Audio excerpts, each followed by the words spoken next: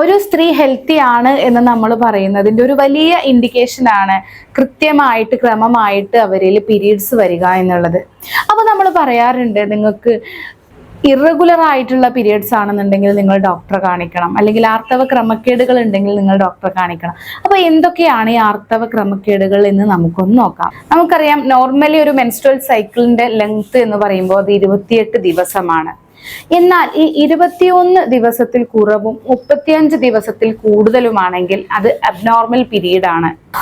അതുപോലെ പ്രഗ്നന്റ് അല്ലാത്തൊരു സാഹചര്യത്തിൽ തുടർച്ചയായി ഒരു 3 മാസം പീരീഡ്സ് വരാതിരിക്കുകയാണെങ്കിൽ, അല്ലെങ്കിൽ അമിനൂറിയ കാണുകയാണെങ്കിൽ നമ്മൾ ഒരു ഡോക്ടറെ കൺസൾട്ട് ചെയ്യേണ്ടത് അത്യാവശ്യമാണ്. അതുപോലെയാണ് 7-8 ദിവസത്തിൽ കൂടുതലായിട്ട് ബ്ലീഡിങ് നിലനിൽക്കുകയും 1 മണിക്കൂറിനുള്ളിൽ തന്നെ 1-2 പാഡുകളൊക്കെ ചേഞ്ച് ചെയ്യേണ്ടി വരികയും ചെയ്യുകയാണെങ്കിൽ അതും അബ്നോർമൽ പീരീഡ് ആണ്. അതുപോലെ വളരെ കുറഞ്ഞ ബ്ലീഡിങ്, പീരീഡ്സിന്റെ ഇടയിൽ സ്പോട്ടിങ്, ഇങ്ങനെയൊക്കെ കാണുമ്പോഴും അത് ക്രമരഹിതമായ പീരീഡ്സ് ആണ്. ഇനി ഇതിൽ ഇമ്പോർട്ടന്റ് ആയ ഒരു കാര്യം എന്ന് പറഞ്ഞാൽ, ആർത്തവ വിരാമം അല്ലെങ്കിൽ മെനോപോസിന് ശേഷം ബ്ലീഡിങ് അല്ലെങ്കിൽ സ്പോട്ടിങ് ഒക്കെ കാണുകയാണെങ്കിൽ നമ്മൾ എത്രയും പെട്ടെന്ന് കൺസൾട്ട് ചെയ്യേണ്ടതാണ്.